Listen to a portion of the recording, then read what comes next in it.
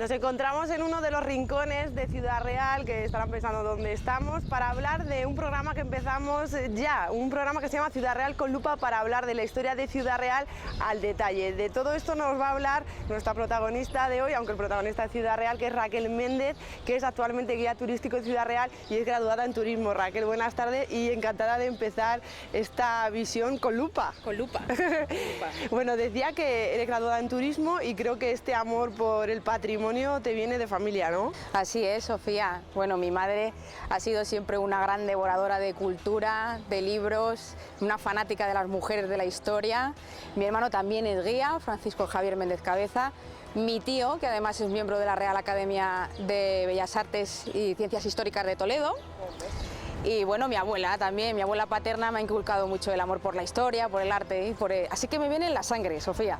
Pues queremos aprender esa pasión por nuestra tierra, en este caso en Ciudad Real, donde estás afincada, donde eres guía turístico, pero un detalle que yo creo que también le interesa a la gente, eres ciudadanía de adopción porque eres de un pueblecito que se llama Anchuras, que no está en cualquier sitio. No, es curioso, bueno, yo nací en Talavera de la Reina, pero el pueblo de mi madre, mi pueblo, es un pueblo de esta provincia y muchas veces la gente desconoce pues la propia delimitación de Ciudad Real. Me he traído este mapita que me gusta mucho de ayudarme con los mapas y es justo este puntito.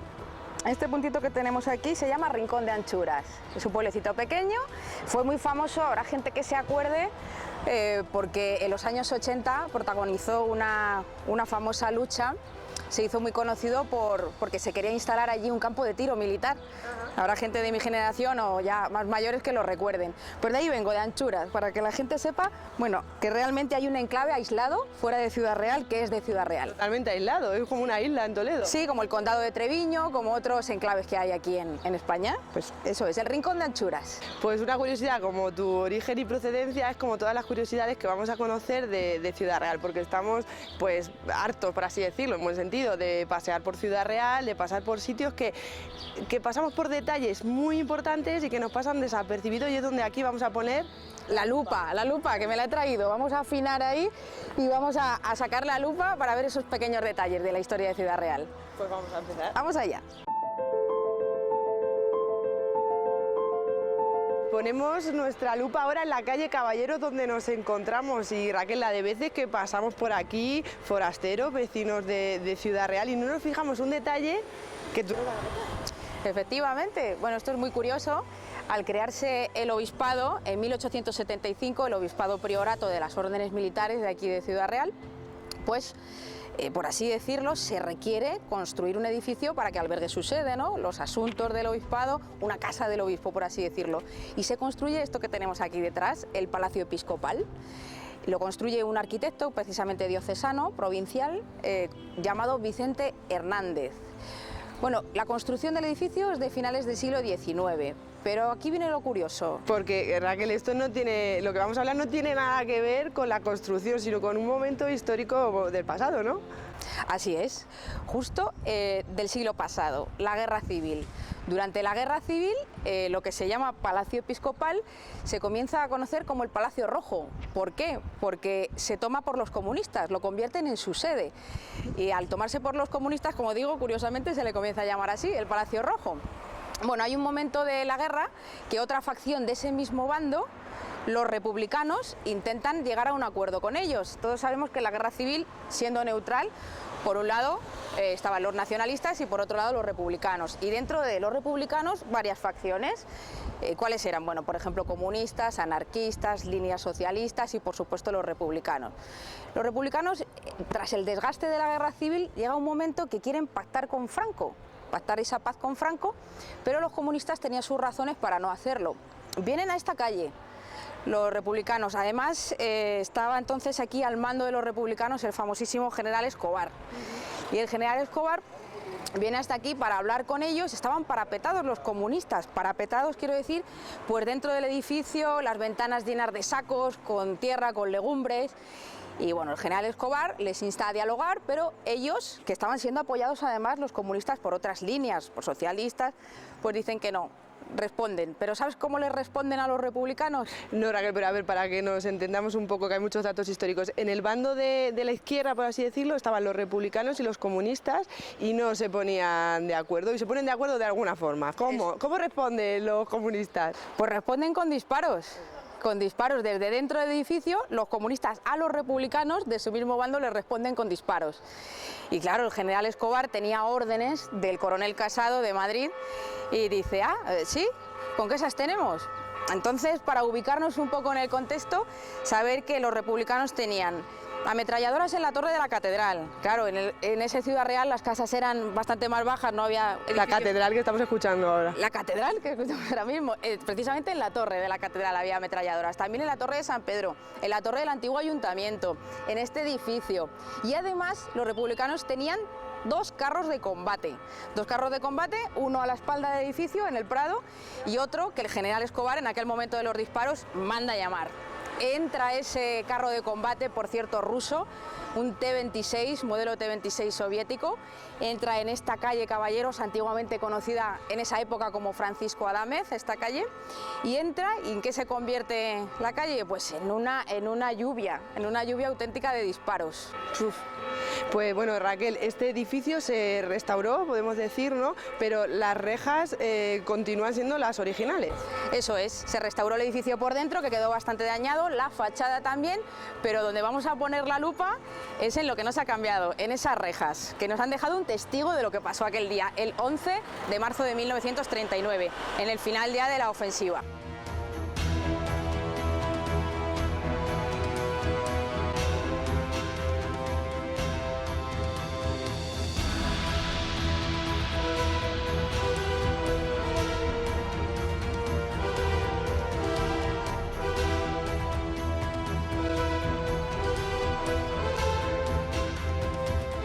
Bueno, pues aquí lo tenemos, en el enrejado de las ventanas podemos ver el detalle de los impactos de aquellas ráfagas de las ametralladoras.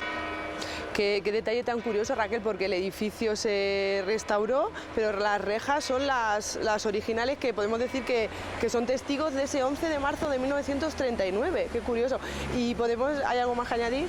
Bueno, después de la contienda, eso sí, el Palacio Rojo vuelve a ser el Palacio Episcopal y hoy en día alberga oficinas en la planta de arriba y abajo el Archivo Diocesano y un museo precioso que tiene piezas de gran valor histórico, piezas religiosas, bueno, entre ellas, por ejemplo, la Santa Cena, el paso de la Santa Cena, que es tan espectacular.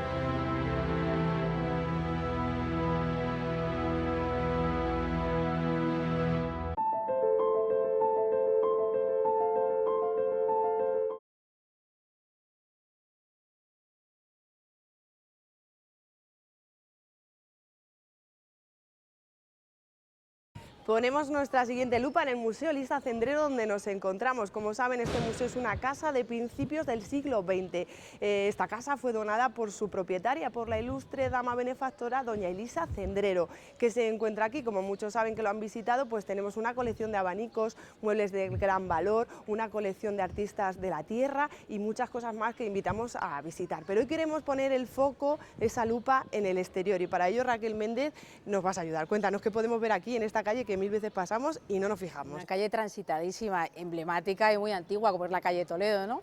Pues es curioso que pasamos por aquí y muchísima gente desconoce este detalle, este detallito por el que vamos a poner la lupa hoy, y es que la puerta, vamos a hablar de ella, es de principios del siglo XX y fue diseñada por un artista de la tierra que venía de la Solana, era un famoso ebanista y escultor también, que trabajaba muy bien la madera, llamado Joaquín García Coronado.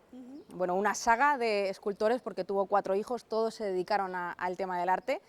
José, Nieves, bueno, su hija se dedicó al tema de la acuarela, pero los otros hijos todos se dedicaron a este tema de la escultura y de la madera. Bueno, pues el que voy a hablar es de José, en concreto son José, Felipe y Antonio. José fue el que le ayuda a diseñar esta puerta a su padre, Joaquín García Coronado. Bueno, como digo, Joaquín García Coronado además fue profesor de la Escuela de Arte de Ciudad Real y tenía pues su taller aquí en el que trabajaban diversos oficiales, aprendices, y además, bueno, la puerta, el estilo de la puerta, que quiero hablar de él, es un estilo neobarroco con motivos florales, pero realmente no venimos al estilo. Eso, Raquel, que el estilo podemos hablar mucho, pero queremos ese pequeño detalle que creo que si ponemos todos atención lo podemos ver y también damos más valor a este edificio. Bueno, pues resulta que hace unos meses vino una señora a visitar el museo y esta mujer afirmó que era su abuelo el que había hecho esta puerta. Que no es el que decimos. Quiere decir que los artistas se atribuye correctamente a Joaquín García Coronado y su hijo ese diseño, pero claro, el señor que vino a trabajarla y a ensamblarla era el abuelo, según decía ella, la mano de obra, coloquialmente el currito, como solemos decir. Bueno, pues ella afirmó que su abuelo, para corroborar que había sido el artista que había hecho la puerta, dejó un detalle, no dijo ni dónde ni cómo, pero dijo que había firmado la puerta. Entonces salimos con la lupa a investigar esa firma y la encontramos.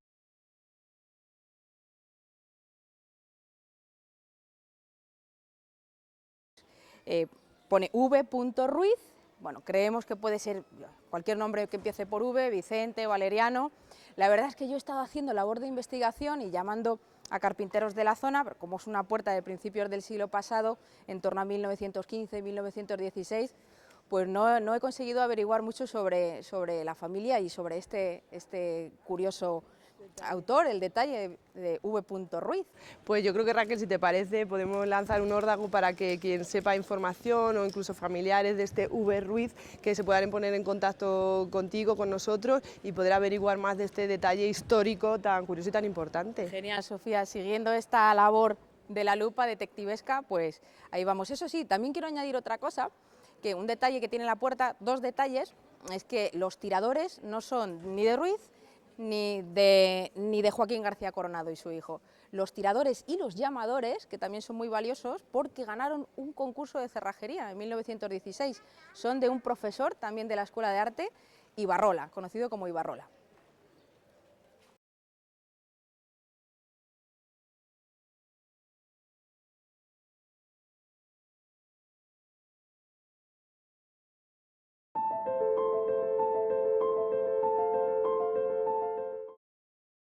Cambiamos de ubicación y nos venimos a pasar un rato agradable con el escritor más universal que tenemos, que ha llevado nuestra tierra, La Mancha, a los confines del mundo. Como saben, hablamos de Miguel de Cervantes, nos venimos aquí a su plaza, y es que en Ciudad Real somos muy de Cervantes, somos muy de Don Quijote de la Mancha, y Raquel, estamos muy agradecidos porque al fin y al cabo ha llevado nuestra tierra, como decimos, por el mundo, situando en nuestra provincia las aventuras de nuestro hidalgo. ¿Qué podemos decir de aquí?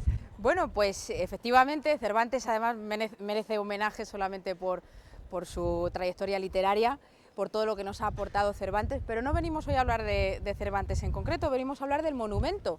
Eso sí, se dice el Cervantes, en la plaza de Cervantes, lo llamamos el Cervantes, pero en realidad el monumento no se llama así, y es aquí donde vamos a poner la primera lupa, porque el monumento se llama Ofrenda de Ciudad Real, ofrenda de la provincia al Príncipe de los Ingenios. Y bueno, ¿qué es esto? Sí, y lo más interesante también es conocer el autor. Veníamos de la puerta del Museo Elisa Cendrero, que la hizo Joaquín García Coronado. Bueno, pues este monumento fue hecho por Felipe García Coronado, que es hijo, es una de esas sagas de escultores de los hijos que tuvo Joaquín García Coronado. De hecho, hablando un poquito del árbol genealógico, pues es curioso que Joaquín García Donaire, que seguramente te suena, Sofía, porque es un grande de Ciudad Real, un escultor muy grande, que nos ha dejado obras, Joaquín García Donaire nos ha dejado obras, por ejemplo, como el Quijote de la Plaza del Pilar o Alfonso X de la Plaza Mayor. Pues este señor era nieto de Joaquín, su tío era Felipe. De hecho, Joaquín García Donaire se iba con 12 añitos a aprender el oficio con Felipe García Coronado, que es el que hizo esa obra. Bueno, de hecho, además, Felipe García Coronado se presenta a un concurso, este concurso fue a nivel nacional y lo gana. Y lo digo de esta forma porque es que Felipe era muy jovencito cuando ganó el concurso para hacerlo, como digo, a nivel nacional. Tenía 23 añitos y entonces estaba en el regimiento de artillería, era quinto, y cuando ganó el concurso, bueno, pues sus compañeros, sus quintos, lo celebraron mucho. También su coronel le organizaron una cena en el Ateneo.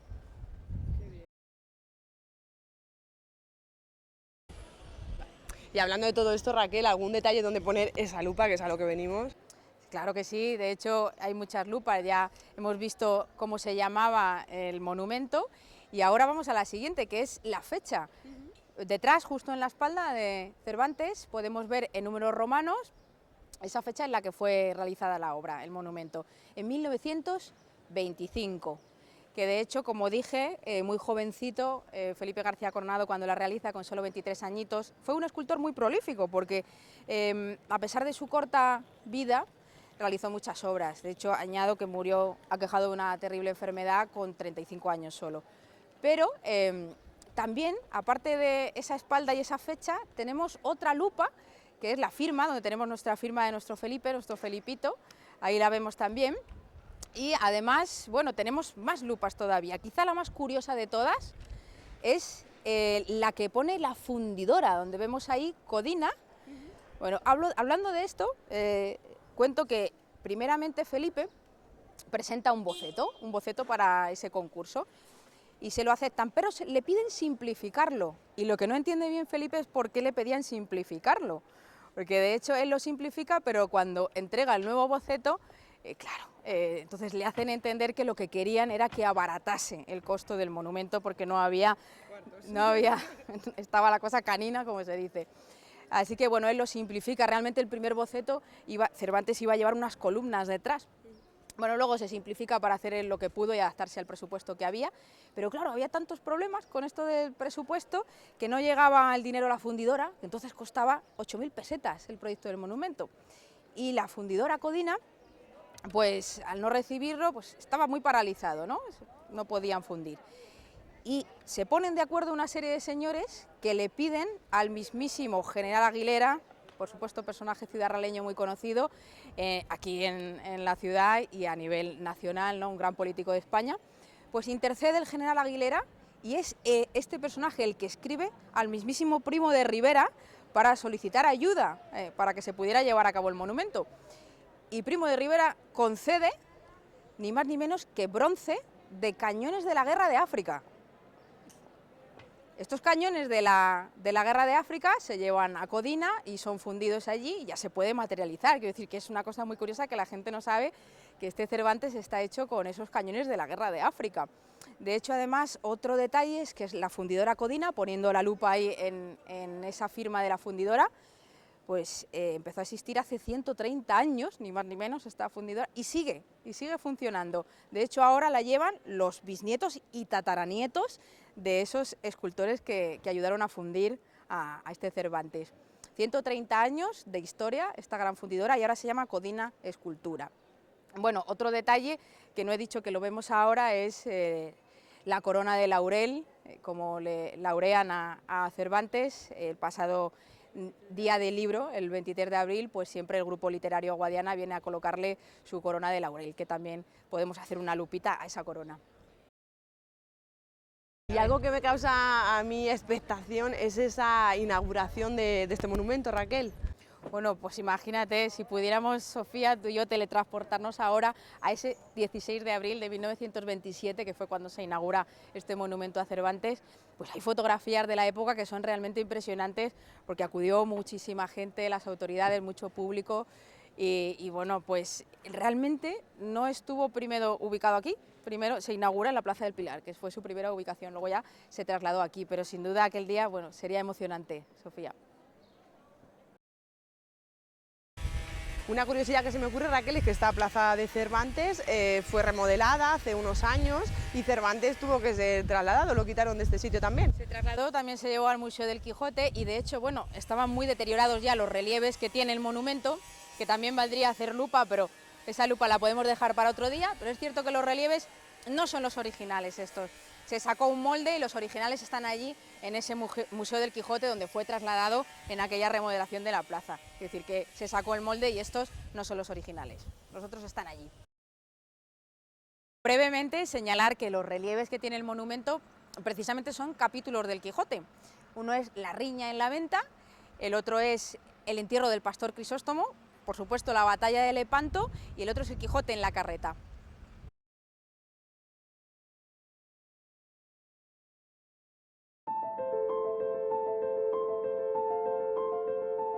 Ponemos el broche de oro a este Ciudad Real con lupa, volviendo al origen de Ciudad Real o Villarreal, diría. Raquel, cuéntanos. Bueno, así es. Bueno, esto que puede parecer una simple tapa de alcantarilla, sin embargo no lo es. Es una tapa conmemorativa que señala el que se dice que es el lugar del origen de la propia ciudad. Y vamos a poner la lupa aquí en 4 cositas que tiene escrita esta tapa conmemorativa. La primera de ellas, el Pozuelo de Don Gil. Bueno, Pozuelo de Don Gil es el nombre de la aldea que nace Ciudad Real. Pozuelo o Pozo Seco de Don Gil, que se llama. Se dice que estaba aquí. Bueno, la ciudad, la aldea, esa aldea crece en torno al agua, ¿no? Ese estrecho vínculo que tiene el hombre con el agua que es tan necesaria. Y después de Pozuelo de Don Gil vemos debajo que pone Villarreal 1255. Bueno, es la fecha de fundación. Este tema ya se ha hablado mucho, se funda la ciudad a través de la Carta Puebla con Alfonso X.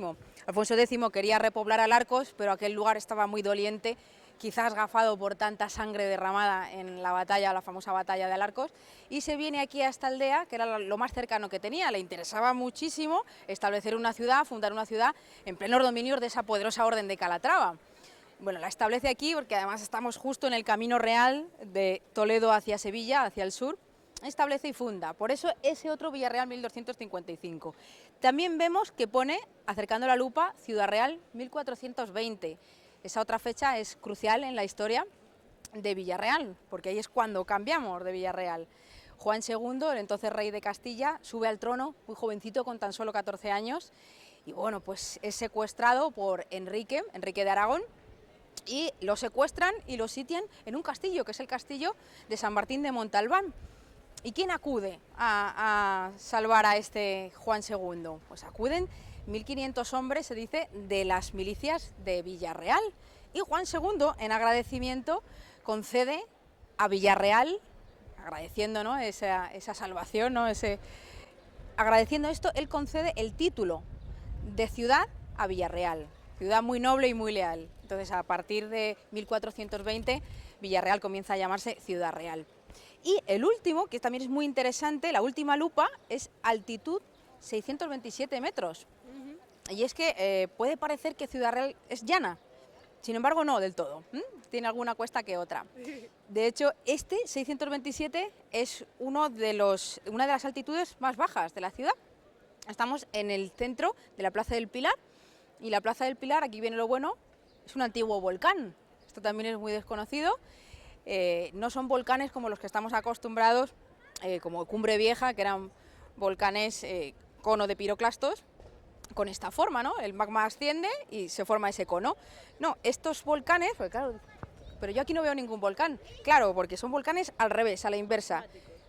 Estos son magmáticos y estos son hidromagmáticos. ¿Qué pasó en este caso? Hace ya mucho tiempo que cuando el magma asciende se encuentra con una masa de agua, ya sea freática o superficial, y al encontrarse con el agua, las diferentes temperaturas del agua y del magma pues hacen que eso, ¡bum!, pegue ahí un enorme petardazo, como decimos, una explosión que se podría comparar con la explosión de una bomba nuclear, ¿eh?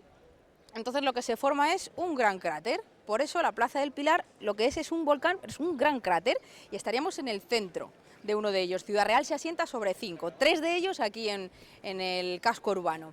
De hecho, cuando subes, por ejemplo, por la calle Ciruela, subes, o por la calle Pozo Dulce, lo que estás haciendo es subir desde aquí, desde el centro del cráter, de la Plaza del Pilar, al borde del cráter.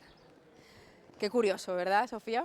Lo que vamos a aprender, Raquel, en este Ciudad Real con lupa. Terminamos, como decimos, pasando por este origen, que ya saben todos los detalles que hemos aprendido. Vamos a ver a Ciudad Real con otros ojos. Raquel, muchas gracias y volvemos con más lupas.